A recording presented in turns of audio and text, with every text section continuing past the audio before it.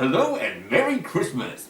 Well, I think every year I remark just how short a time it feels like it's been since the last time we did a Christmas special.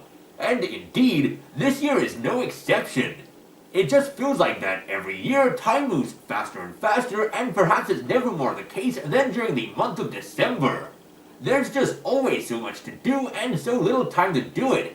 And sometimes it's difficult to find an excuse to just sit back, relax, and enjoy the Christmas season. And so if you have been having trouble finding such an excuse, I hope you feel the need to look no further than a very grim and grin Christmas 2017.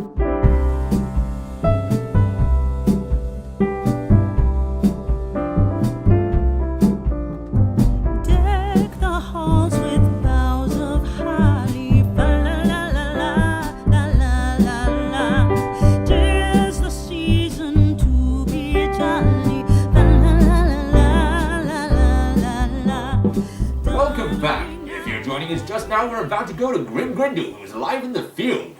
How's it looking there, Grim? It's not a field, Grin. It's more like a desert than anything else. It is an expression. Well, you see, I'm reporting live from one of the locations in which the post-apocalyptic classic Mad Max was filmed. You know, I'm fairly sure you're not actually live on location, but instead seem to be superimposed in front of a steel background.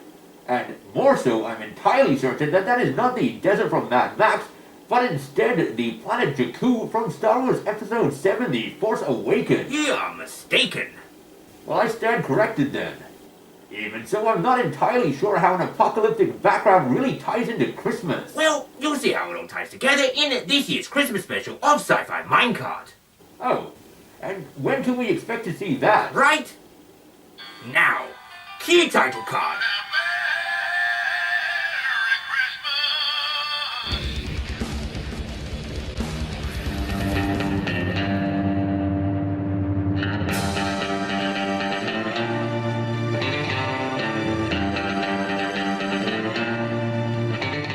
Well, if you watched last year's A Very Grim and Grin Christmas, you might remember that I reviewed the D or possibly E-grade Christmas sci-fi film Santa Claus Conquers the Martians. And when I was reviewing that movie last year, I lamented that with such a cool title, the film had a lot of potential, but unfortunately it lived up to absolutely none of it.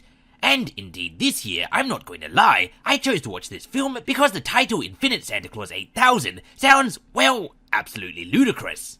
However, quite fortunately, unlike Santa Claus Conquers the Martians, this film not only lives up to the bizarreness that its title promises, but quite possibly entirely surpasses it. At the start of the movie, we're told that war, famine and greed have killed off the human race, and now all that remains are mutants and robots. It's a rather bleak future in which we're told everyone must kill to survive, even Santa Claus, which brings us into the opening scene, a death battle between Santa Claus and a killer robot. Well, that's the setting, but what exactly is the story?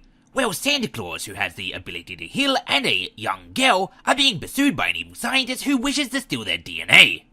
Hang on, that sounds rather familiar. Dark future, elderly father figure with healing abilities, young girl, evil scientist. Is this Christmas's answer to Logan?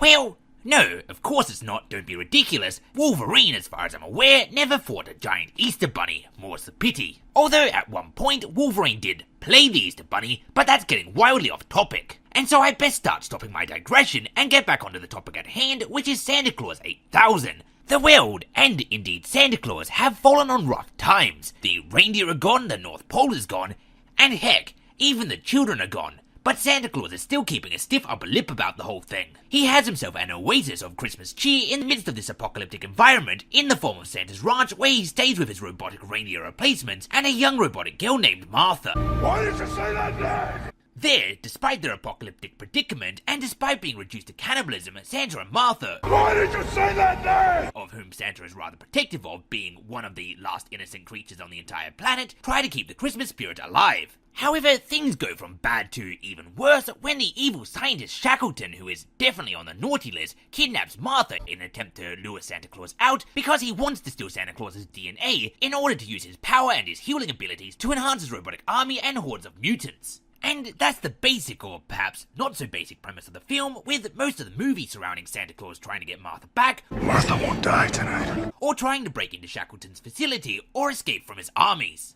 And if you're thinking that the story and movie in general sounds absolutely hectic and ludicrous, well then you're entirely correct, the movie is definitely that. This, Infinite Santa Claus 8000, is quite possibly the most absurd movie I've ever watched. I mean, the creature that Shackleton initially sends to abduct Martha is a mutated Easter Bunny riding some sort of hover sled, which results in a high-speed and rather long chase through the apocalyptic setting, with Santa Claus chasing close behind in his sled led by robotic reindeer. And as absurd as that might sound, it's not even close to being the most ridiculous scene in the entire film. Infinite Santa Claus 8000 is really a spectacle that has to be seen to be believed, and even after doing so, you'll probably, like me, have to watch it a second time to make sure that you didn't doze off and imagine half of it, because it's just pure insanity. And so if you're sick of the endless array of Hallmark-style Christmas movies about families having mild tiffs that center entirely around awkward conversations and relationships that you don't really care about, or if you're tired of all the Christmas horror movies centering around a killer Santa Claus going on a rampage as if he's Jason Voorhees, then maybe it's time you check out Infinite Santa 8000. It is undoubtedly the most unique Christmas movie I've ever seen, and even beyond holiday-themed films, it definitely stands out as being quite original.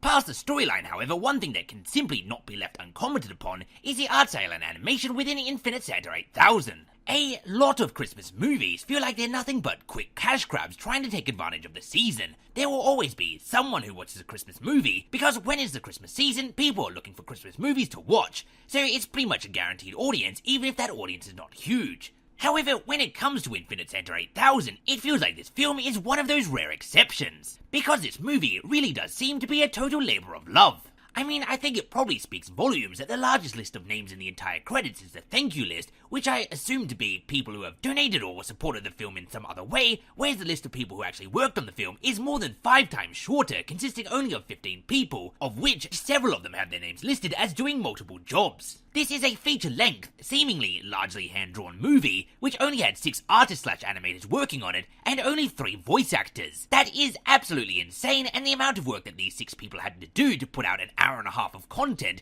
is just mind-boggling. The art style itself is extremely cool. For the most part, I love it, although at some points, it did feel like it was giving me a bit of sensory overload, and I felt like I had to look away because it was just frying my brain. The end of the big chase against the Easter Bunny is a good example of this, where between the moving backgrounds, rapidly changing foregrounds, and heavy metal music, it can just feel like a little bit too much, considering how long it goes for. But despite on a couple of occasions having to look away from the screen and blink a few times as if I was watching a 3D movie that was taxing my eyes, the art style in this film is undeniably interesting and undeniably endearing to me. It's one of those films where practically anywhere in the movie you pause, you'll probably stumble upon a still image that could easily be used as a desktop background. The animation is somewhat reminiscent of South Park's paper puppet stop motioning, but the actual art style itself is entirely different. The thick black outlines, outlandish designs, and vibrant colours are sort of reminiscent of the doodles one might do in the back of a textbook while imagining situations far more interesting than the ongoing math class. And I think that's one of the reasons I find this film so very endearing. It feels like it's the direct creation of an active imagination that somehow managed to get loose and result in a movie. The things that they were able to achieve with this style of animation is also rather impressive. For one, the large-scale battles involving multiple enemies, despite being done in such a simplistic way, turns out looking suitably epic. And for 2, as I said, the Santa Claus chase scene in the beginning is rather fast-paced and exciting, and really quite cool to look at, even if it did towards the end completely fry my brain. There were a few things about the movie that I wasn't too fond of. For instance, some of the story didn't make a great deal of sense, such as the fact that Shackleton decided to send an army of robot children that are easily corruptible by Christmas presents to attack Santa Claus, who, obviously, being Santa Claus, would almost certainly give the robotic children presents, and so therefore corrupt them. To quote the other man who goes around in red suits, "Not a great plan." And the voice acting, much like the animation and heavy reliance of drums in the music, can occasionally, I found, be a bit too much, but overall, for the most part, I thoroughly enjoyed this movie. I think in all areas where it might fall slightly short of being an excellent movie, it more than makes up for in being extremely interesting artistically. And while it might not be the best film ever, or even the best Christmas movie ever, it's definitely, as far as I'm aware, the best movie I can think of about Santa Claus fighting an army of mutants in a post-apocalyptic setting. And so if you're looking for an entirely unique film to watch this Christmas, with an endearing art style and slamming soundtrack, then I highly suggest you check out Infinite Santa 8000. Unlike the other two sci-fi Christmas movies I've looked at in the previous 2 years of A Very Grim and Grin Christmas, this movie appears to have been made by people that were actually interested in what they were doing, and is, unlike Santa Claus Conquers the Martians and the Star Wars Holiday Special, a film that I'm very glad exists, and of the three is the only one I don't regret having watched. Thanks for watching, and until next time, I have been and still am Grim Grindle. Back to you in the studio, Grin. Thanks, Grim. That was substandard at best. Next up we have another segment by Grim? How many shows does he have? Well, whatever. Next up is whatever it is Grim does when I'm not around. And while you're watching that, I'm off to play Atari or something. See ya.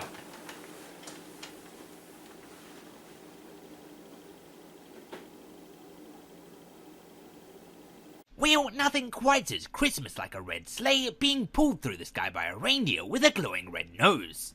Ho ho ho and welcome, I'm Grim Grindle, which you know because you just saw me in a previous segment, and I'm here to bring you a very Christmassy Christmas special of Build Request. Although, not really, because no one actually requested this vehicle, I just wanted to build it myself. And so, Merry Christmas me, from me, I hope you enjoy it. This idea was largely inspired by Jackson Percy, who made a comment or suggestion about how to build a more accurate pod racer by using the sticky ball to drag the controller, and as soon as I read it, I instantly knew what I was going to do with it. And hey, while it's not quite a pod racer, if Santa Claus really does deliver a present to every single child in one night, which of course he does, there's no doubt that his sleigh would win the Boonta Eve race. But before we deal with any racing, Star Wars or otherwise, let's first talk about the building process. Despite not having any elves to help me, the actual construction of this vehicle was not too difficult. I have, as you might be aware, been doing throughout this year, the Nuts and Bolts Challenge bots and drones, which utilises the remote control glitch, and so when it came to the building of this vehicle, I didn't really have to relearn too much to make it work. I did have a short back and forth as I tried to refresh myself what was going on, but it really didn't take much time, and the technical side of this vehicle was done in 13 minutes, and that's including the goofing around in the test arena. I'm not going to explain how the remote control glitch works, because at this point I've done it ad nauseum, and if you do want a tutorial on that, it's already available to you as one of my builder's guides to Nuts and Bolts. But rather simply, on the technical side, Santa's sleigh utilizes the remote control glitch, in which the remote controlled part is a jet plane that prior to disconnecting shoots a sticky ball backwards, and so when connecting that sticky ball to the controller part, which also doubles as a cockpit, allows you to drag around the control part, which doubles as a cockpit, as if it's a sled being dragged by a force. But technicalities are not everything. If you fell a tree and drag it inside during December, it might well technically be a Christmas tree, but unless you trim it, it's not exactly going to really embody the Christmas spirit. And so let's get trimming this sleigh, because at the moment it looks like something that the Green Goblin from Spider-Man might use, which is definitely not really what I'm going for. Like any logical insane person does, when they have a perfectly good work in progress, I decided to start from the beginning. I actually did so because I now knew exactly what I wanted and exactly what it needed to have to function, and I figured it would be quicker and easier to start from the beginning and just incorporate the design into the new build rather than having to build the sleigh around it. First, I started by building the sled part of Santa's sleigh, which is arguably one of the most important parts. Without it, Santa would have nowhere to sit and he would have nowhere to put the presents, which would make his job that much more difficult. I put a small box in the back so he would have a place to put the video game I asked for, and I painted the whole thing red because it's Santa's sleigh. I don't think I really need to explain my artistic choice there. And then it was on to the reindeer. I decided I didn't want to deal with the part limit and size limit that I would no doubt run into if I tried to put all 8 there, so I instead just went for the most famous reindeer of all, Rudolph the Red-Nosed Reindeer. I gave him antlers, a light bulb for the nose, painted him brown with a white mane and made sure to make the light bulb red, and overall he looked rather fantastic and rather traditional. I then started to experiment with his reins, tried to figure out where I could put the sticky ball on the build, and gave him wings and a jet engine. This is where he became slightly less traditional, but I think Santa Claus would concede that it is visionary and approve of the design completely. With quite a few back and forth alterations and a lot of fiddling, I finally got it to a version that actually managed to fly. The first flight was rather shaky and definitely not perfect, but neither was Scott Calvin's either, so I feel that I did an okay job. I then changed where Rudolph starts in comparison to the sleigh, because I found it was a lot easier to assemble it actually in the game, rather than just relying on the sticky ball hopefully hitting its mark, and gave the sled some bumpers for easy takeoff, then applied a fresh new paint of coat to both Rudolph and the sled, and Santa was finally ready to go Santa go. That's a Wiggles reference. I I think overall it turned out pretty darn good. It's really difficult to handle because since all of the power comes from Rudolph, Santa's sleigh, which is actually where you are, drags behind and drifts really badly, and also because that's weighted, it also makes the handling really strange. And to add to this difficulty even further, the camera of course follows Banjo, who is in the back, not the reindeer at the front, so it's really difficult to remember not to overcorrect whenever you're going into a turn or dodging an opponent or anything. It's a lot to get used to, but it's definitely a functioning vehicle. I mean, of course it is, otherwise how would Santa do it? But is it as good as the actual sleigh in the North Pole that has Santa's seal of approval? Well, he uses that one every year to race around the entire world, and so I think the only way that we can properly judge this sleigh is by entering it into a race. And what better race is there for putting a flying vehicle through its paces than my go-to course and vehicle shakedown, Air Coconut?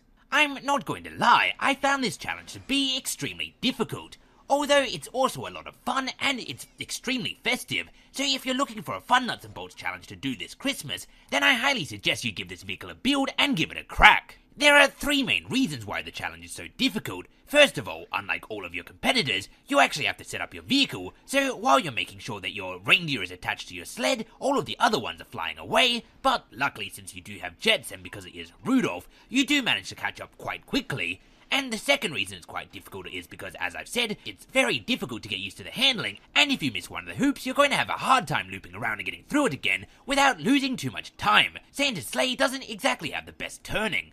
And the third problem that Banjo-Claus runs into is that in the center of your vehicle is a darn sticky ball, which means that if you accidentally run into one of your competition, chances are they're going to get stuck to your vehicle and cause all sorts of problems, and this same issue occurs if you run into practically anything else. In one of the races, I was doing quite well until, unfortunately, I picked up a Yuletime log, and that was basically the end of the race for me. But I persisted, and eventually I succeeded because it's Christmas, and Christmas is the time for miracles. So let's have a look at my successful run. Firstly, as with all remote control vehicles, it's important to set up your controls before you start the race, so the game doesn't accidentally get confused and put two different functionalities on the one button, and when you go to do one thing, you find your whole vehicle falling apart. So with that necessarily avoided, it was time to get down to the more physical assembly of the vehicle. I, as you can see, got disturbingly good at lining up my reindeer and pushing my sled into position. I think that probably stands as a testament to just how many times I repeated this challenge. I am especially happy with how the vehicle takes off because it looks like the way practically every single Christmas special ever taught me it's supposed to. And then we're airborne, and I really love how this vehicle looks while flying. It didn't take too long to catch the crowd, but unfortunately, as you can see, when everything was going right, I missed one of the hoops and had to double back. Luckily at this point, I'd had a lot of practice doing so because I had missed so many hoops before, and as you can see, I've even gotten good at just dipping the tail into the hoop rather than having the whole vehicle go through it, because since that's the part with Banjo in it, that's the only thing that actually needs to go through. And so, with that hoop re-looped and following a quick U-turn, it was time to try to once again catch up with the pack. And because I have a magical flying reindeer on my side, it wasn't long until I was cutting through the pack like a warm chainsaw through a year-old Christmas cake, and this is where we saw the breadth of my opponent's hatred of Christmas clearly displayed. Who fires rockets at Santa? That's just not in the spirit of the season. Luckily though, due to Banjo-Claus's superior piloting skills, the mistletoe missiles were quickly avoided and we were back on track. And as we are going back on track, I'd like to point out at this point that the vehicle's not actually going at full speed. I am definitely not putting the pedal to the metal simply because I'm trying to keep control of it. It is really quite easy to overcorrect in the vehicle, and after failing this challenge so very many times, I'm just trying to finish the race. And so if you do want to try the challenge yourself, a faster run than mine should definitely be possible. And so to find the layer by layer of Santa's sleigh and to copy the vehicle, it's not going to be at the end of this video as normal because it's going straight into the next segment because it's the Christmas special, but instead a link to it can be found in the description below. But before that, we have a race to finish and we're about up to the most difficult part in the entire race when doing this challenge, which is of course the nosediving part, because as you can imagine, a non-powered heavy sleigh sitting behind the acceleratory part of your vehicle while going into a nosedive actually falls and creates its own momentum, which makes steering really quite difficult. I thought for sure, having missed this hoop, I had lost the race. It definitely would not have been the first time, and I can tell you what, I had some colourful things to say about that darn cloud. But I was one with the Christmas spirit, looped around, realigned, and went on a straight descent leading through the final hoops on my way to the finish line. And that, Banjo-Kazooie Nuts and Bolts fans, is how I, Grim Grindle, saved Christmas. And not only did I save Christmas, but I did it in a Trophy Thomas time. Thanks for watching for the second segment in a row, and as always, again, I have been and still am Grim Grindle. Back to you in the studio, Grin. Grin? Grin, where are you? Look, Grim, I'm somewhat busy playing the Atari 2600 here. Well, that's quite handy, because we're up to the segment in which we're going to review a Christmas game on the Atari 2600. Well, you see, I reviewed Stay Frosty 2 last year. Well, then why don't you review the new game we got? What new game? It's under the Christmas tree in the living room. In the living room? I don't know how I did not see that earlier. Huh.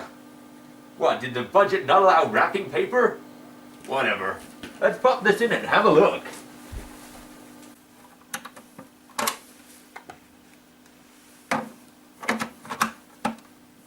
It's Christmas Eve and Santa can't find a reindeer. Oh no! How will he deliver the toys to all the boys and girls? Where, oh where could they be? That's the premise of the game we're having a look at today, Reindeer Rescue for the Atari 2600. As you might well imagine from the blurb I just read from the manual, the game sees you playing as the big man in red himself as he attempts to rescue reindeer. There are 2 reindeer to collect each level, and as tradition dictates, Santa's sleigh is pulled by 8 reindeer, which means we can utilize the power of mathematics to work out that this game has in total 4 levels, a fact that is confirmed to us in the manual. But these statistics may well leave you wondering, but what about the most famous reindeer of all? Where does Rudolph the Red-Nosed Reindeer factor into this game? And the answer is, rather disappointingly, that as far as I can tell, he simply doesn't. At first I assumed that the game was set in the distant past, during a time in Rudolph's life in which all the other reindeer still laughed and called him names. Although if we take closer look at the evidence, which of course we should, Robert Louis May's historical account of Rudolph the Red-Nosed Reindeer becoming part of Santa's sled team came out in the form of a peer-reviewed essay in 1939. Why this is important is because a close reading of the manual mentions that Santa is not the athlete he used to be, and then refers to a state championship in 400-meter sprint which took place in 1943, which means that since this game is definitely set after 1943, and since 1943 comes after 1939, it raises the question, where's Rudolph? However, where Rudolph is becomes quite clear if you have a quick look at the background of level 1, which reveals a shiny sun and bright blue sky. And since everyone knows that Rudolph has no obligation to work Christmas Day if it is not foggy or smoggy, it makes sense that he's not in this game. It's in his contract. And now that we've covered the curious absence of Rudolph from this game, which I know you are all concerned about, let's get to talking a little bit more specifically about the game itself. And first on the agenda is the controls, which are relatively simple. You, playing as Santa Claus, can make the Jolly Man jump by clicking the red button and make him move by jiggling your pleasure stick, which might sound relatively similar to yet another game that we've reviewed on this channel, in which you also play as a red character who jumps with the red button, moves with the pleasure stick, and makes his way through levels. Yes, it seems that I cannot go through one Christmas video without referring back to Donkey Kong, because if memory serves correctly, I brought it up when talking about Stay Frosty 2 also. When bringing up the similarities between Stay Frosty 2 and Donkey Kong last year, it was almost entirely due to the controls and gameplay. However, when comparing it to Reindeer Rescue, there is one extra thing that cannot be overlooked, which is of course the graphics. The similarities between the 2 characters should simply not be ignored.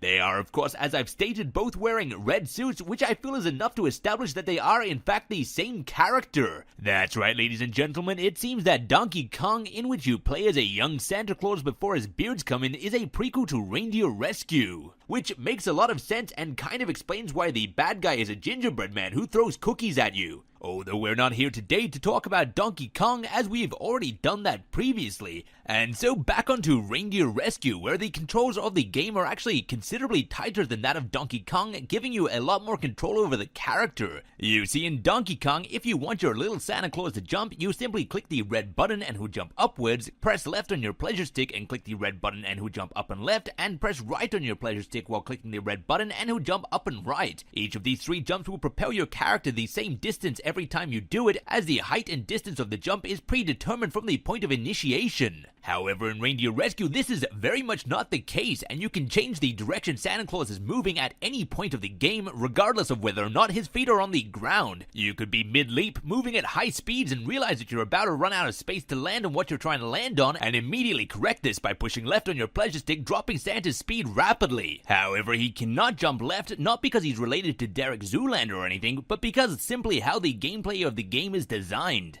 You see, unlike Donkey Kong, the level in Reindeer Rescue is not static but always moving left, or I suppose more accurately, Santa Claus is always moving right and the camera is tracking him. It's like one of those cool continuous one-shot takes you see in those artsy movies. You know, like in Dismembering Christmas or something.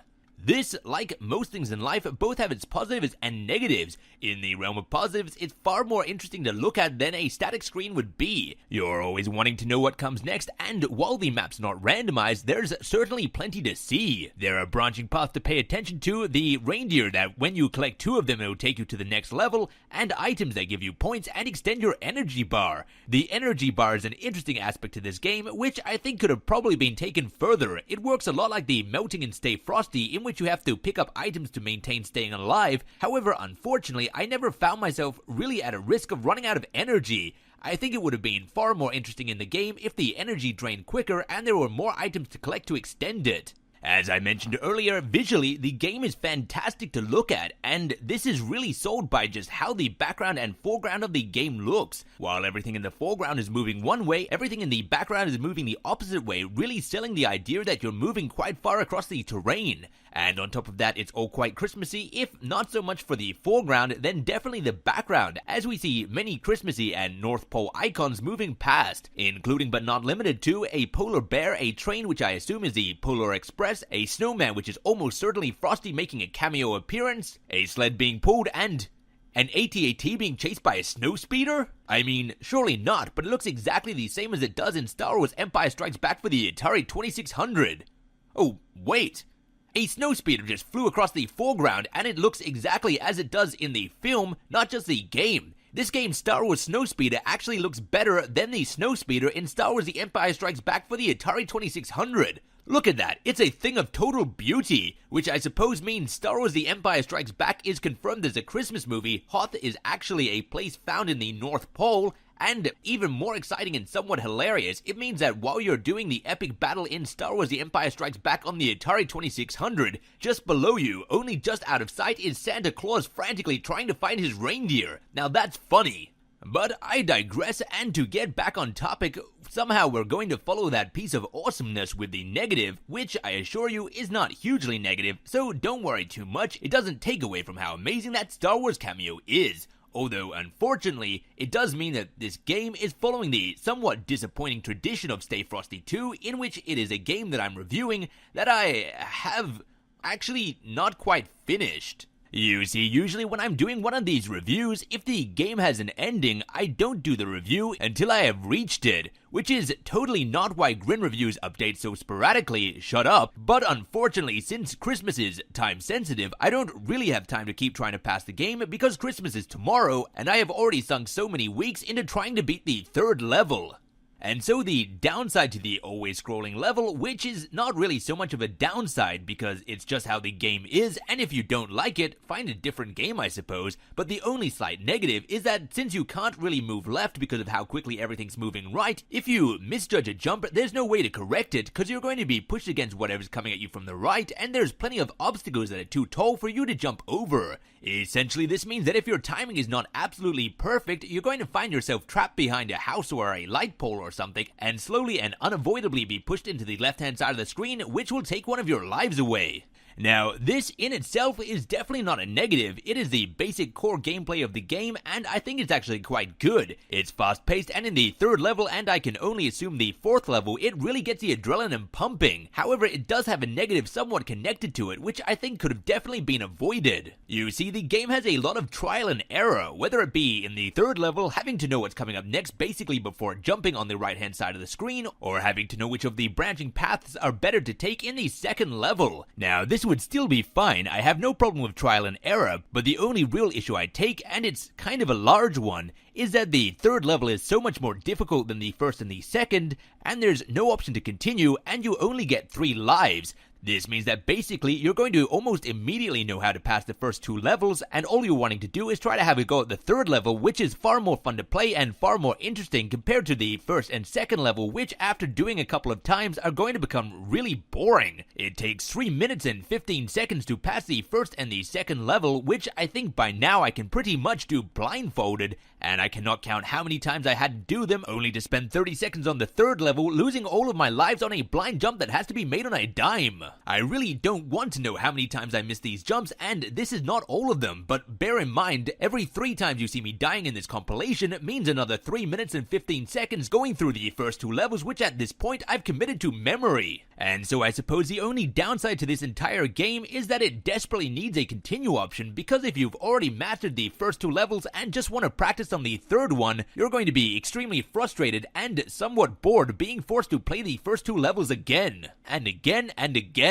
This aside, however, Reindeer Rescue is still definitely worth the play. It's a beautiful game with great graphics, tight control, interesting level design and gameplay, and gives you plenty of Christmas cheer. And also, it should be noted that the art on the manual and cartridge is extremely charming.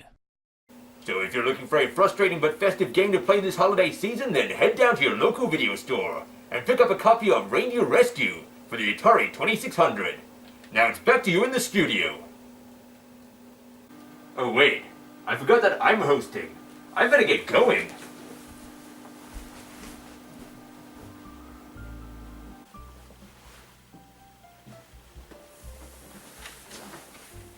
And so, just like that, another Channel Grin Christmas is coming to an end. But before it does, I'd first like to extend a big thank you to any of you who have ever helped us continue to pursue our dream of becoming entertainers by watching any of our videos. This year, Channel Grin was viewed in 157 countries for 6,685 hours, which is, for anyone keeping track, 278 days. Now that's insane. And so from all of us here at Channel Grin, we'd like to wish all of you a very Merry Christmas and a Happy New Year.